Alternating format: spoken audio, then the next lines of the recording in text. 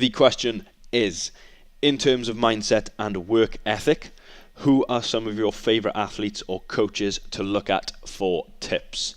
So my answer...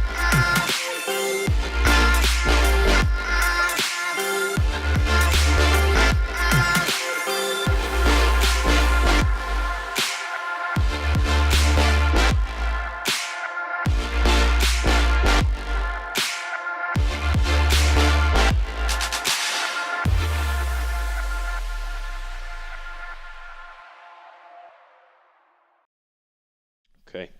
Hey guys, what is going on? And welcome back to the Fortem Training Podcast, episode number 10. 10 episodes strong already. Super enjoying recording the podcast. We are episode 10. Haven't recorded one for a couple of days, so this is a good few days later, maybe even just over a week or so than the last episode 9. Front-loaded the podcast. We are now down to an episode a week. Episode 5 has just gone live yesterday, which was the 8th of June. It's the 9th today. Front-loaded the podcast, got the first 2 episodes, hammered them out to you twice a week, but we are now down to single episodes every single week, so that I can make sure that I keep the quality as high as possible, and then obviously depending on how things go, we may well go up to 2 episodes a week in the foresee, maybe sometime in the future. But yeah, those of you that are watching on YouTube, you'll see we've got a fancy new intro. It's been in the last couple of episodes, but this is the first episode that has been recorded since the intro has been put together, so we've got a cool new intro. Those of you that are just listening, you'll have heard a little bit of new music that comes up at the start of each episode. We are available on iTunes and Stitcher, so if you are watching over on there, I'd like you to know that we are also on video in full over on YouTube as well. Kick things off. First thing, I have to give a mention to, hopefully you can see here on the video, I'm holding these up, Ember Snacks. They sent me some of their chili and their biltong, which is at Ember Snacks. Check them out on Instagram. Air-dried and sliced biltong, British and grass-fed beef, never any added sugar. And I have to say, very, very tasty. 19 grams of protein in every package. 30 gram pack. Super quick, super easy to eat. It tastes amazing. They did send me these. This is not a sponsored episode, but I wanted to shout them out because they did send these to me and they are very, very nice. So please do go check them out at Ember Snacks on Instagram and www.embersnacks.com. So let's get into the episode. This one is a pretty interesting one. Regionals have just finished up last week, or was it the week before? Either way, regionals have finished up. 333, the first event, was not the most interesting one to watch, but particularly in the West region on the men's and women's sides, the event 6, thrusters and rope climbs, a lot of chopping and changing in that. For those of you that watched the West regional, that was a very, very interesting end to that particular region. So yeah, that definitely made up for the rather boring 333 event. I did 333, and that is actually going to kick us off for this episode. I did 333. I'll talk through sort of why I did it, what my time was, and I did it on the road versus not doing it on the treadmill, the rather expensive treadmill that I do not have. Talk a little bit about the experience, so the mind battle, what I found to be the toughest part, and I'm relating that, and then the mind battle, and then my biggest win from doing it as well. Into a little break. Then after the break, we'll talk a little bit about embracing the mind battle and sort of using that to your advantage, and how you can really sort of make sure that your mind will always give up before your body does, but making sure that you can win that mind battle. So I can talk a little bit on that. Then get into a question from a listener. There's only one question that I'm putting in this one because the answer is, there's a very, very long answer, and I do want to cover it pretty in-depth because it is a pretty in-depth topic and it is still relating to mindset. And the question is, in terms of mindset and work ethic, who are some of your favorite athletes or coaches to look at for tips? And I will get into that answer after the break. So yeah, kick things off.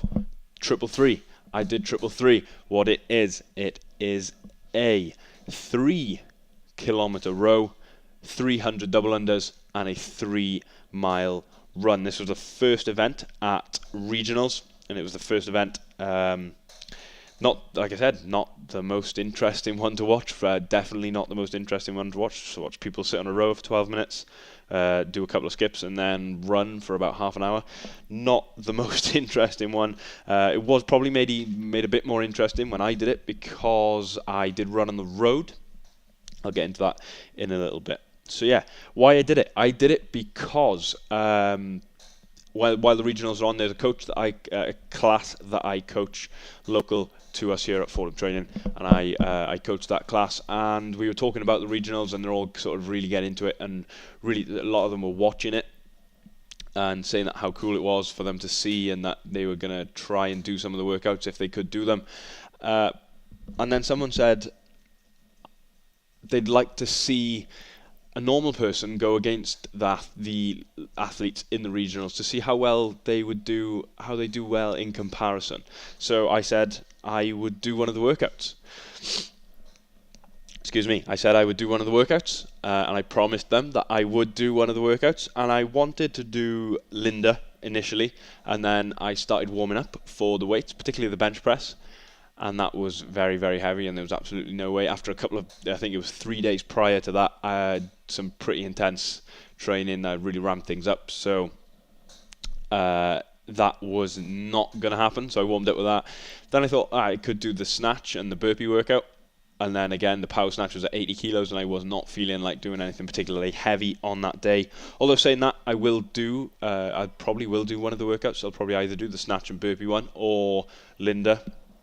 I will probably do one of them over the next couple of weeks or whenever. But yeah, so I decided to go with 333. Some of the other ones I couldn't do because they needed a bar, and I haven't got a bar to do toaster bar or in the garage gym, and I haven't got a bar, I haven't got a rope either to do rope climbs, because otherwise we wouldn't rope climb a thruster. I would have done that one. So I did 333. That was why I did it. It was tough. It was really tough. It was a very mentally challenging workout. It took, my time was 40 minutes and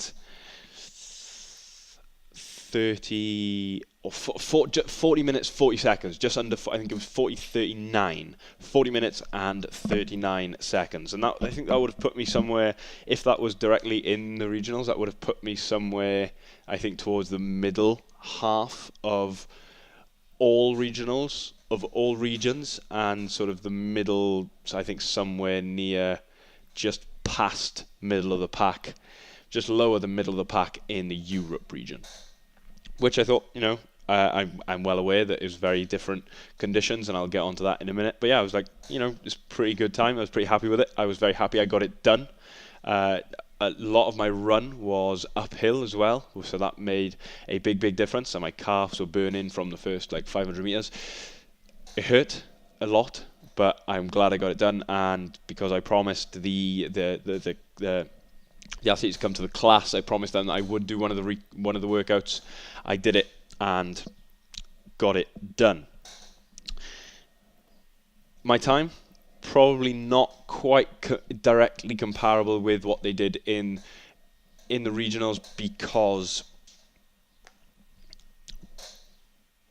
I did it I ran on the road rather than doing it on the assault runner. Obviously, I haven't got an assault runner. I would love to have one, and I may well get one in the future if I can justify paying that much money for a curved treadmill.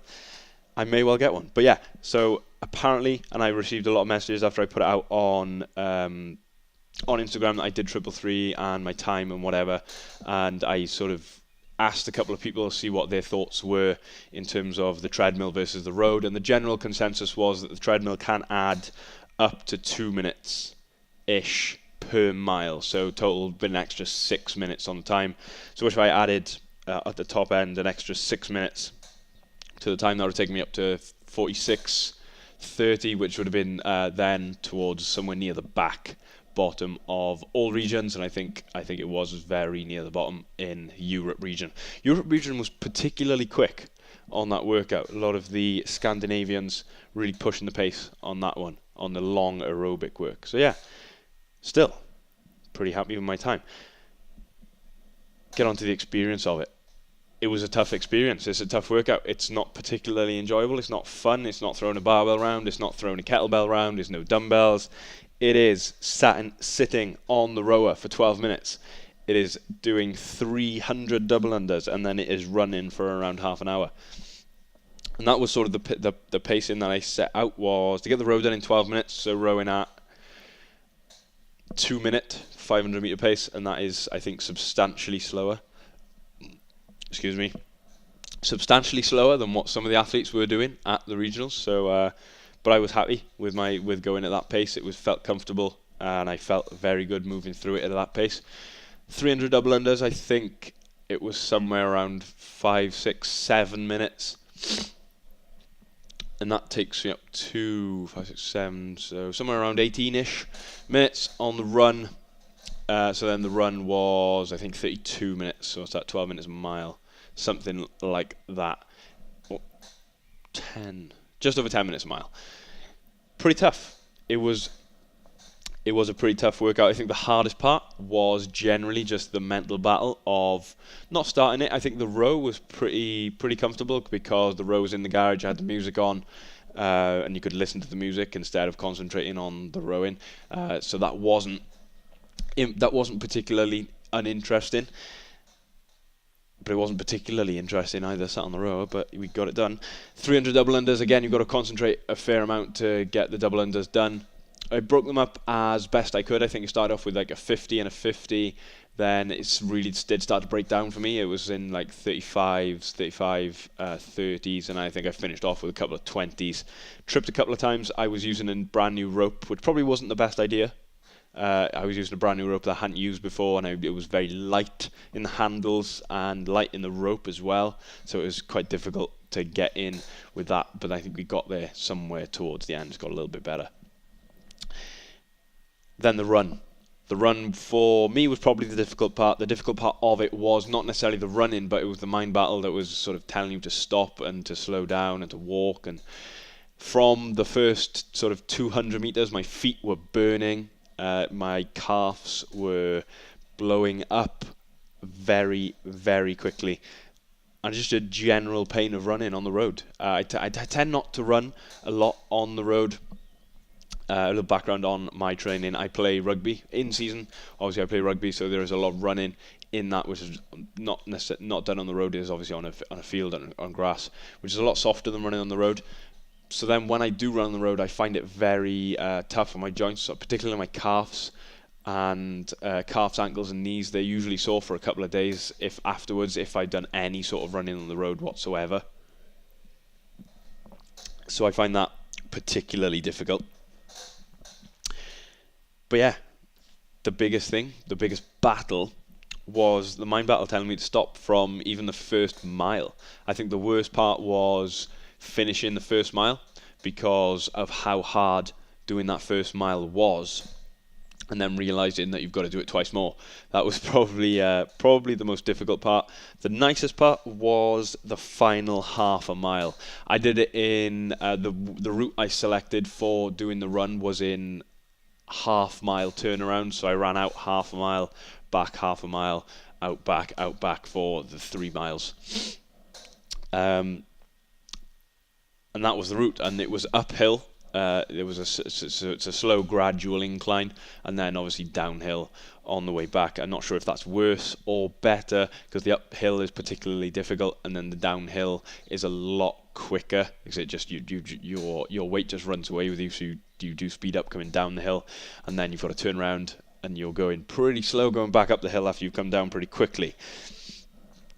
The biggest win for me was getting it done. Firstly, getting it done, because I think if this had been probably a couple of months ago, maybe touch a bit longer, I'm talking sort of maybe a year, maybe just over a year ago, that is something that I definitely wouldn't even have started. I wouldn't even have done the workout. I wouldn't even have attempted it.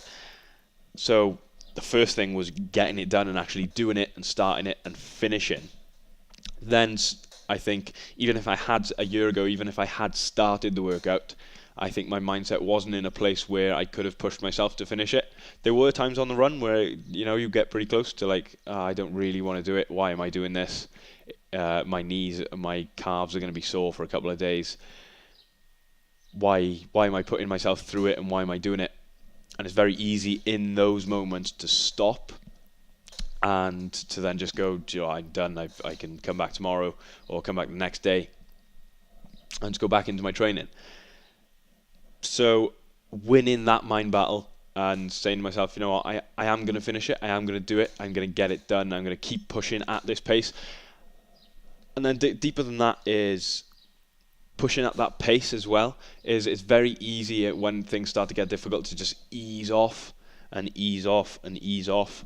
And I think I dig into this. I've got some notes. I'll dig into this a little bit more in the second half. But it's very easy in that moment to sort of ease off and go, do you know what? I can sort of ease off. The pain will get a little bit less, and then I can just power through. And then I can just relax. It's not going to hurt. Just get it done in that. Slow down. Probably end up like 3, 4, 5 minutes slower, but then I still get it done.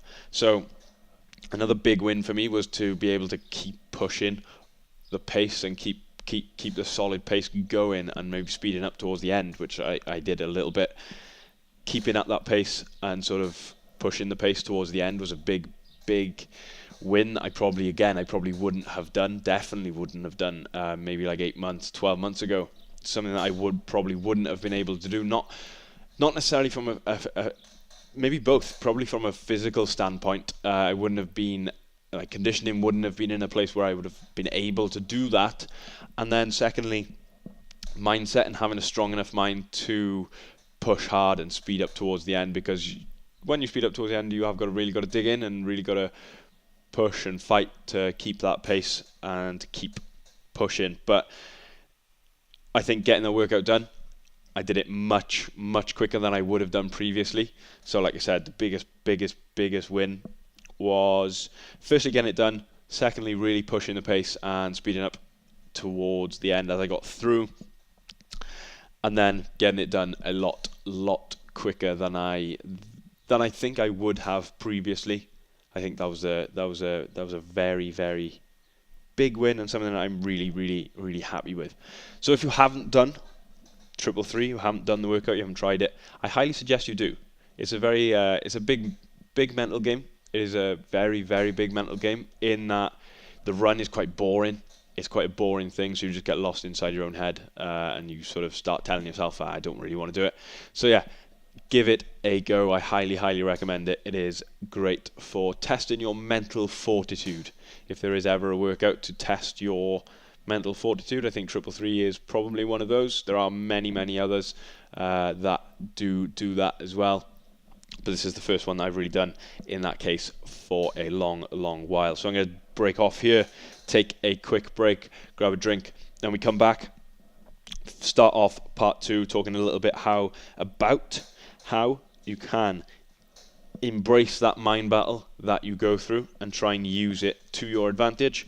Then I will get into this week's question, which is a very interesting one, and one that I'm really excited to dig into and to talk about. Catch you in part 2. Okay, we are back. Part 2. Welcome back to episode 10 of the Fortem Training Podcast. Just polished off a packet of the chili flavoured Ember Snacks biltong during the break. Really great tasting stuff. Like I said, do go check them out at Ember Snacks on Instagram. That's EMBERSNACKS. Struggle with my spelling there of snacks. Yeah, we're back. Part 2. In this part, I'm talking a little bit about something that I've been using to embrace that mind battle that I spoke about during while I was doing 333, and something that I've been using not just in that workout, something I've been using a little bit more recently after that workout as well. is embracing a sort of mind battle and how you can use it to your advantage, and to make sure that you keep pushing and then give the workout that you were in at that time, give it everything, and to finish strong. Then we'll get on to today's question, which we'll be talking about mindset and work ethic and the people that I follow, or people that I have followed for that.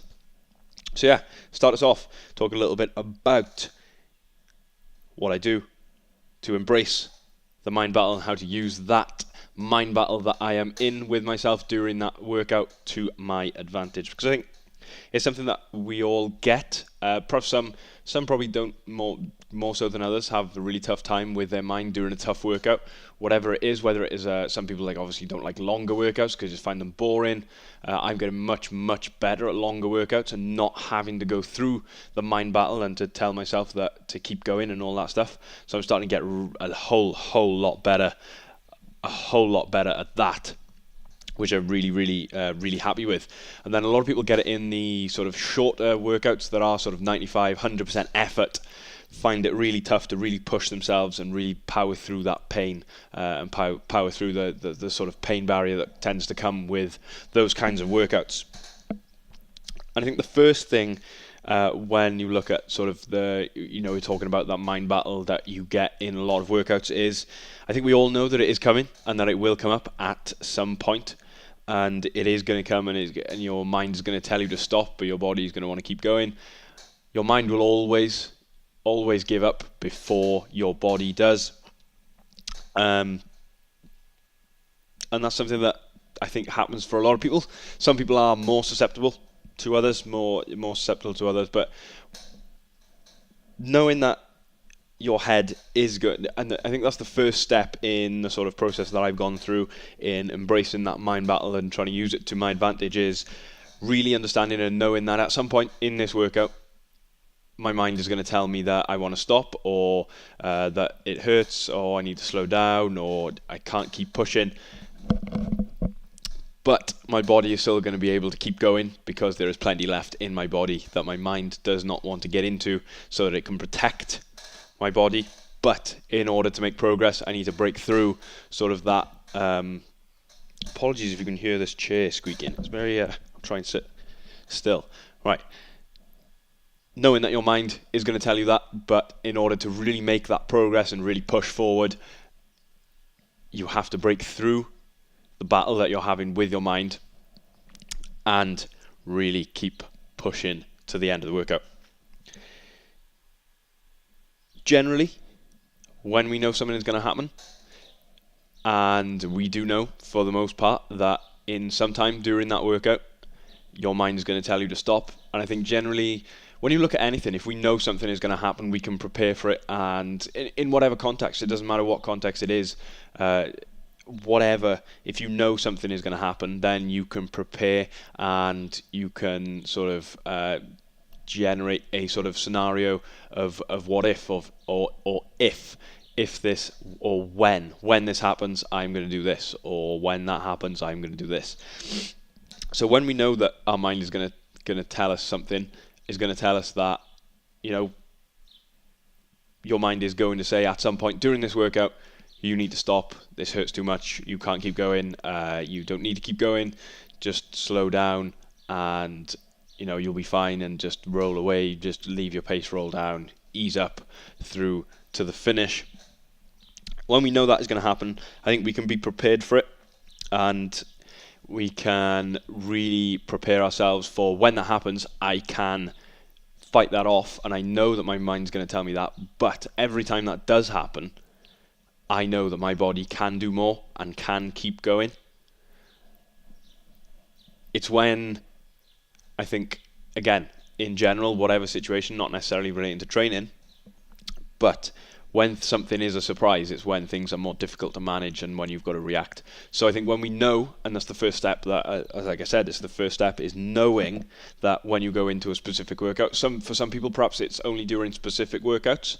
Maybe it is that sort of 100% effort, 3, 4, 5 minute window where you really get your mind telling you that you can't keep going. Or maybe it is for others, it's maybe the 35, 45, 50 minute workouts, hour long workouts, that you just get, your mind tells you, you know what, just ease off, just roll through to the finish, we'll get it done.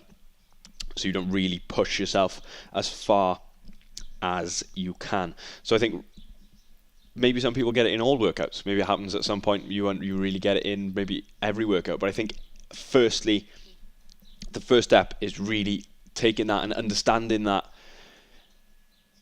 is going to happen. Your mind is going to tell you at some point during that workout that you need to slow down, that you need to stop, that you need to slow your pace down, you need to stop doing it altogether, whatever it is, however that comes to you each individually.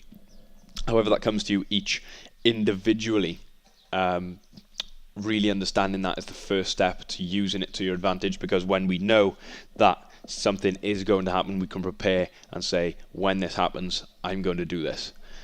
And I know it can be easier said than done, but this is something that I have been doing for the past couple of workouts past couple of weeks since doing 333. And it's something that really does work and really does help you fight that mind battle and help you sort of steer your mind away from thinking about the pain and thinking about this hurts, that hurts. It's much, much easier when you know something is going to happen. So that's sort of the first step to it. And then the second step to it is, we know that it's going to happen.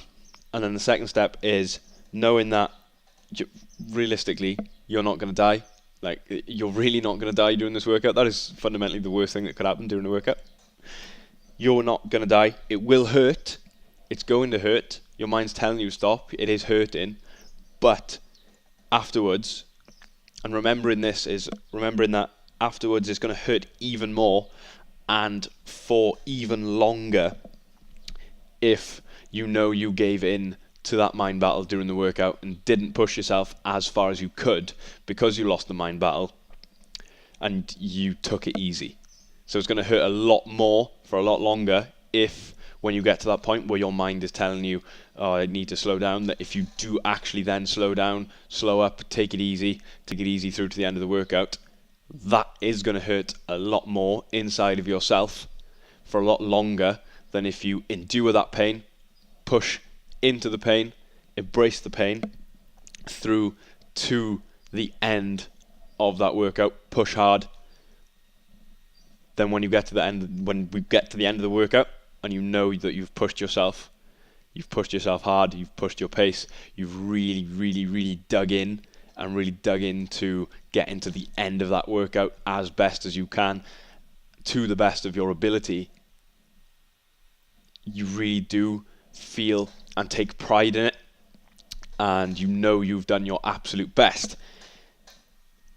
Conversely, or compared to, if you do slow up, you do take it easy, you're going to get to the end of that workout, and although in that period, in that short term, it's going to hurt less, in the long term, you're going to know that you did not push yourself as hard as you could have, and you've eased up and you've given in to your mind where your body could have gone a lot further. So ultimately it is going to hurt, and remembering this, that it is going to hurt a lot more if you do not push yourself.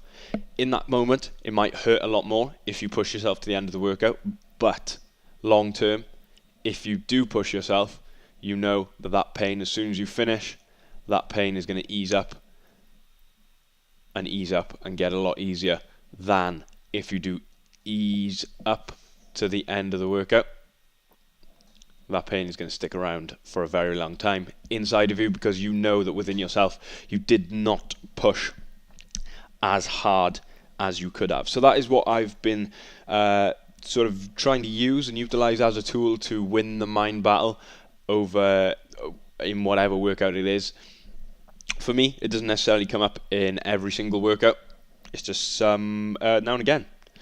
Depending on the type of the workout. Sometimes it comes up in sort of longer workouts where I'm trying to push speed up towards the end and sort of taking my pace and picking a pace, going at it, and then speeding up towards the end. That tends to happen with me towards the end.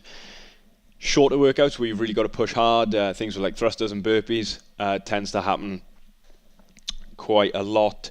So that's something I've really been utilizing and finding that it is a really great tool and really great strategy to use in winning that mind battle. And it is remembering that at some point, it is going to happen. Your mind's going to tell you want to stop, but then remembering that it's going to hurt even more. If I slow up now and I slow up to the end of the workout and don't push as hard as I can, that for the next couple of days I am going to know inside of myself that I did not push hard in that workout. So it's going to hurt a lot more for a lot longer than if I just push through it now. The pain will ease up 10, 15, 20 minutes after that workout. So yeah, that's the sort of strategy that I've been using for the past couple of weeks since doing 333. And the fundamental thing there, and I think it all comes back to again, is something that we stress in with every client that I work with, and something that I'm really, really passionate about, and it is about trading that short-term gratification for the really long-term and lasting progress. This is something that's really relatable to nutrition. That this has just come to me now. It's really relatable to nutrition in that when people reach for like cakes and biscuits and the sugary stuff and stuff that you know you shouldn't be eating. We know we shouldn't be eating it, but trading, and then in that example, sort of you're trading the long-term progress that you're trying to make and the long-term target of reaching your goals for that short-term gratification of the taste of that biscuit or the taste of that cake. And that's a really good mindset shift, and something that we try and work on with clients is that trading that short-term, trading the sort of short-term gratification and really remembering the long-term goal and the long-term plan to make lasting changes and where you want to go, because lasting changes ultimately are that. They are lasting and they're there for the long term. They're not there for a couple of months, they're not there for a couple of weeks. They are there for many, many years to come. So yeah, that's going to take us on to the final part of this podcast, and this is probably going to be a pretty extensive part, I think. The question came from Jamie Dalgano, so big thank you for the question. Big thank you for everyone that has sent questions in. There is only one question in this episode because it is a really, really good question. It is an awesome question that I really wanted to answer in some real depth, and I didn't want the podcast to run on for a very, very long duration. So yeah, the question is, in terms of mindset and work ethic, who are some of your favorite athletes or coaches to look at for tips? So my answer is sort of split into 3 sections, because I wanted to split this answer into 3 sections because where I am now is very, very, where I am now in terms of mindset and work ethic and that kind of things is very, very different to my sort of entry point to seeing mindset as a tool for productivity, for how you work, for training, for general life. Sort of my entry into seeing sort of mindset in that sort of light is very different to where I am and the kind of people that I do follow now. So yeah, it started for me with Gary Vaynerchuk. For those of you that don't know who he is, search on, just type in Gary V, so GaryVee on Instagram. You'll see Gary V come up there. He's multimillionaire, owner of VaynerMedia, VaynerX, among very many other things. He's a marketing, and his business is all to do with online marketing and those kinds of things. And the spiel that comes from him is sort of hustle and hard work and those kinds of things. And one thing that sort of really resonated with me following him is a big piece of his spiel is always doing the right thing, and the right thing is always the right thing to do. The right thing is always the right thing to do, and I think that's something that's really stuck for me since watching his stuff. And I don't watch much of his stuff anymore. I did watch it religiously somewhere a good few months ago. He has a daily vlog that goes out on YouTube. It's very, very good. You have someone that follows him around. It is a very, very good vlog, so I highly recommend. Those of you that are interested in business, those of you that perhaps do run your own business, are interested in marketing and those kinds of things, there is a huge amount of value to be taken from his vlog. He also has a podcast and all that good stuff. I highly recommend you hit up his videos if you haven't ever watched them previously, they are super, super interesting. So yeah, and what sort of stuck with me from him, and sort of that instilled me sort of his thing of hustle and hard work, and you can get to where you want to be by putting in the work and putting in the effort. That sort of firstly really stuck with me. And then the second thing was always doing the right thing, and the right thing to do is always the right thing to do. And if you say you're going to do something, making sure that you do it, and not sacrificing something because it gives you short term, like again, for the long term, not sacrificing the long term for the short term gains, making sure that you always have the bigger picture, the long term in mind with whatever decisions you make. And this was very related to sort of running the business and how I did the marketing and those kinds of things. That for me was sort of my first insight into using mindset and seeing mindset as a tool for making a difference, and as a tool for sort of life, for training, for nutrition, for running the business. And it was sort of my first taste of sort of employing a certain mindset and really trying to sort of seeing things from a different point of view, I think is the kind of what I'm trying to say. And that sort of led me on, gave me a really good interest in this. Sort of started my interest in mindset and it sort of grew from there. And my second part, I said it was split up into 3 sections. That was the sort of my intro to it, and then my first real delve into a little bit deeper was reading The Growth Mindset by Dr. Carol S. Dweck. A lot of people, this is a very, very popular book. And if you haven't read it, I absolutely, highly, highly recommend that you do. It is a very, very great book, and it is all about how you can employ a growth mindset and how you can use a growth mindset and how to employ one for yourself, and really open your mind up to sort of what is available and how to do things within a growth mindset. And this was a real turning point for me. Reading this book was a real turning point to me. Not necessarily for sort of opening up to other ideas, but that was something that I was fairly receptive to. Not quite so much. I'm a lot more receptive to other ideas and other ways of thinking now than I was then. But it was a real turning point for me in terms of understanding that whatever I want to do, whatever goals I have, wherever I want to go, whether it is with the business, training, whatever it is, understanding that I am in control, and understanding that if I put in the work and if I work to develop and learn more and get better, then I fundamentally am in control of where I want to go and where I want to be. So that was a huge turning point for me. And if you have not read The Growth Mindset book by Dr. Carol S. Dweck, I highly recommend that you do. It's a very, very good book. I'm not sure if I've actually finished it. I don't think I have actually finished it. I think I'm a couple of chapters short of, got a few pages of finishing it. So I'm looking forward to really digging in and finishing that off. But yeah, I highly recommend. There is a lot of value to be taken from that book. And it's not just sort of one of those books that you can read and sort of none of it really sinks in and you don't really take away anything that you can implement.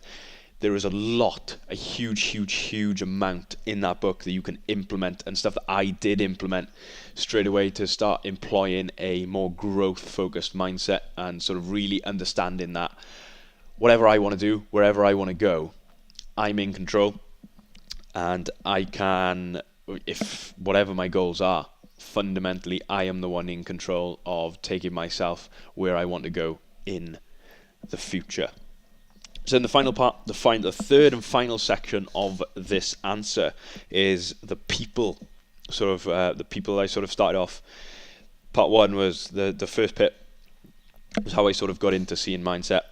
Second part was sort of a book that I've read and sort of where I took my mindset forward from there. And then the last part sort of really directly answers the question a little bit more in terms of athletes or coaches that I look at. And the first one is Barbell Shrugged, or the Barbell Collective, Shrugged Collective, that it is now called. And these were sort of my first real listening and watching to their podcasts was my first time I really dug into trying to learn as much as I could to really dig myself into coaching. Listening to the Barbell Shrugged podcast was something that I did religiously. I listened to every single episode. I don't think I've gone back to every single episode from the beginning, but I have watched very, very, very many of them, and they were sort of my first real dig into really trying to learn as much as I could about coaching. So I really do love what they do with their podcast, and they were sort of partly their inspiration for starting this podcast was taking what I'd learned in the growth mindset, and then by sort of watching Barbell Shrugged, and then sort of, going, do you know what? That's something I'd really love to do. I'd love to start my own podcast. Obviously, at the moment, we are nowhere near their sort of level of podcasting, but I've got a little bit to say about that at the end. I'm obviously not to do with this podcast being better than this. It's not what I was getting at, but in terms of sort of my inner drive, and I'll talk a little bit about that at the end. But yeah, the Barbell Shrug podcast was a big inspiration for me in starting this podcast, in sort of putting myself out there, really learning as much as I could about coaching. So I'm hugely thankful for everything that they do with their podcast, and I absolutely love how they do the show.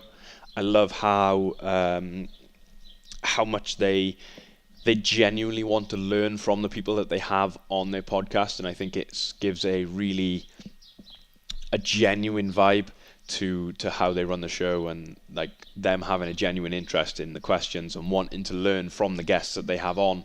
And that's something that I really want to do here. Is I am hugely passionate about learning and learning as much as I can. So hopefully getting guests on that are that I'm genuinely interested in learning from is something that I really do want to do, and I will have some people on very soon. So yeah, that was the first one. It was the now the Shrug Collective, the Barbell Shrug podcast. That was the first one for me. Second one, Jason Kalipa. You will all know Jason Kalipa from the CrossFit Games, those of you that are interested in CrossFit, which I hope most of you are listening to the podcast. Big fan of what he does at the NC Fit and the NC Fit Collective, that is now what it's called. Big fan of all his work. He's now, I think what he does really resonates with myself, because obviously to a different sort of level. He was a CrossFitter, but he is now a business. Now first and foremost a businessman with the NC Fit Collective, and opening multiple gyms and sort of really doing a bunch of other things as well. I really love his AMRAP mentality thing that he has going on there. Sort of the whatever he does, doing as many rounds as possible. Classic CrossFit AMRAP. Really big fan of that sort of mentality and how he works. Very similar to the Gary Vee stuff in sort of hustle and hard work and those kinds of things. I love generally a big fan. Just generally big fan of sort of his work, and I really dug into some of his stuff more recently. He's got a vlog over on YouTube, but there's not too many episodes that are more recent, but he did do a bunch of episodes that were sort of in quick succession, and they were super interesting. Gives a lot of insight into how he works, what he does and how he does things. A lot of those of you that are perhaps either do own a gym or are thinking of opening a gym, there's a lot in those vlogs that you can take away and sort of apply to your own gym, or to the gym that you may well be opening or thinking of opening, because he talks through a lot of stuff on how they run things at NC Fit and at each of their locations, and talks about the general sort of the general stuff, that the general things that they do between all locations, and then some location specific things for each of their individual gyms as well, which is really interesting. Then the last person, not necessarily too linked to sort of the mindset aspect or work ethic or those kinds of things, but in terms of generally taking inspiration and being interested in and sort of finding someone very cool, is Adam von Rothfelder at Von Rothfelder on Instagram. He's been on, I've been a big fan, followed him pretty closely since his Barbell Shrugged episode, which I think now is a couple of months ago. So followed him pretty extensively, so go check him out on Instagram. He's a very cool guy, super interesting, does some cool stuff. He owns a recently launched Strong Coffee Company at Strong Coffee Company on Instagram. Check them out. Just generally a very cool guy. You get to see a lot of what he does. He's a very good trainer, a very good coach, very interesting person. If you haven't seen it or watched it or listened to it, his Barbell Shrugged episode, do go and listen. It is very interesting. He's a very cool guy, done a lot of cool things, and that was sort of not necessarily too linked to mindset and work ethic, but it will all tie in when I talk a little bit about the finishing off this podcast. But yeah, very cool guy. That is probably primarily the reason why I follow him, but he is also within the sort of the fitness industry, which does make him pretty relevant. So yeah, to finish off, and this will sort of tie up some of sort of why I follow Adam von Rothfelder, Jason Kalipa, those kinds of things. And I think for me personally, a lot of my mindset and where I see my mindset sort of comes from within. The fire sort of comes from within, and seeing the people that are ahead of me in the industry, whether it is as a coach, whether it is as a business, and looking at them objectively and saying they are ahead of me, they're doing something, perhaps they're doing something better, perhaps they've been doing something for longer, perhaps they know more, whatever it is, looking at it objectively and going, they're ahead of me. I really take motivation and inspiration from those people that are ahead, and this sort of really ties in with the growth mindset, is that I know that I really understand that if I keep working hard, if I keep learning, if I keep developing, then I can get to and even surpass where they are or where they are at currently, and sort of then end up further ahead than they are, or further down the line, or in a much better position. So a lot of my mindset comes from looking objectively at people that are ahead, and this is fundamentally that I do have to say, it's not looking at them and going, oh, I wish I was there, or looking at them going, oh, how are they in that position, or looking at them in any way that is sort of jealous or sort of then looking down on them, or those kinds of things. It is absolutely nothing like that at all.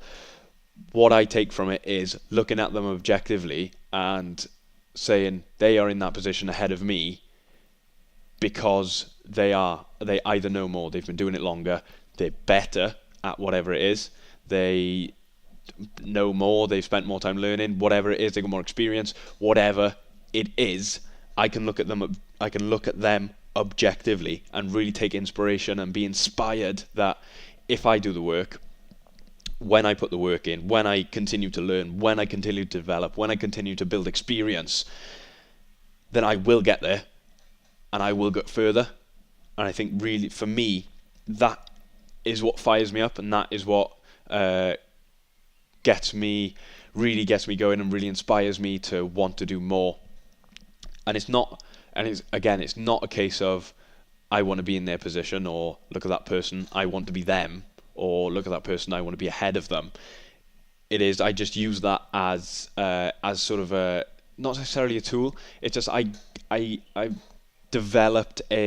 like I've developed a mindset of that I can look at people and go, I can do that, I can do this, I can do that, I can be better here.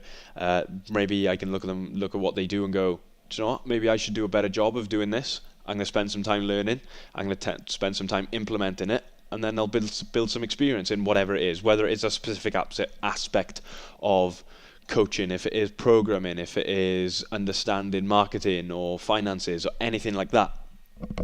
whatever it is, I feel like I've developed a mindset that I can look at businesses, I can look at people, I can look at coaches, I can look at athletes objectively and really take away that they're ahead of me because of something, they're ahead of me for a reason, but not taking a negative from that, is really taking a positive and going, do you know what, if I keep learning, maybe I need to do this better, maybe I need to be better at doing this, maybe I need some more experience doing this, then I will get there. And knowing that I'm in control, and if I want to get there, I can get there, I will do the work, and that will put me much further ahead than where I am now. So yeah, they're really and to fundamentally answer sort of the mindset and the work ethic, and come back to the question again, is there isn't really specifically someone that fires me up and really gets me going in terms of work ethic and sort of the motivation. There isn't really someone who fundamentally gets me going in terms of that. My fire, my drive comes from sort of my ultimate drive to become a better coach, become better at business, become a better individual, to have a better mindset, to know more, to build my knowledge, to build my experience, and to impact more, and sort of really understanding that wherever I want to go in the future, wherever I want to head to, whatever I want to do, I am in control of that. And if I put in the work, then I will absolutely get there. So I hope that has answered your question. I hope that has answered the question. Apologies. Yeah. So there's a very lengthy, in-depth answer to that question. So yeah, like I said, that was the reason why I did only want to put that one question in for this episode. I think this is the longest episode we've done. That's super exciting. That was I enjoyed that question. It was an awesome question. That question came from Jamie Delgado, and the question was, in terms of mindset and work ethic, who are some of your favorite athletes or coaches to look at for tips? Call it here. That is episode 10, done and dusted. Those of you that are watching on iTunes, if you did enjoy, please do leave us a rating. Please do leave a 5-star rating. Those of you that have left a review already, thank you so much for the reviews. There are, I think, a couple there now. Thank you so much for your reviews. I really do appreciate it. Please do send through your feedback or your questions. Please send through your feedback and your questions. If you do have any questions that you would like answered on the podcast, send them through to @fortem.training on Instagram, or to myself @Kieran Douglas Jones on Instagram, or to info@Fortem Training. Send them through via email. So please do fly through your questions. I'm really interested in getting more and more questions onto the podcast because I want to answer as many of you as I possibly can. If you haven't, please do leave a review. If you're watching on YouTube, thank you so much for watching. Thank you for tuning in to YouTube. I really do appreciate you coming to watch over on YouTube. Please do leave a like if you did enjoy.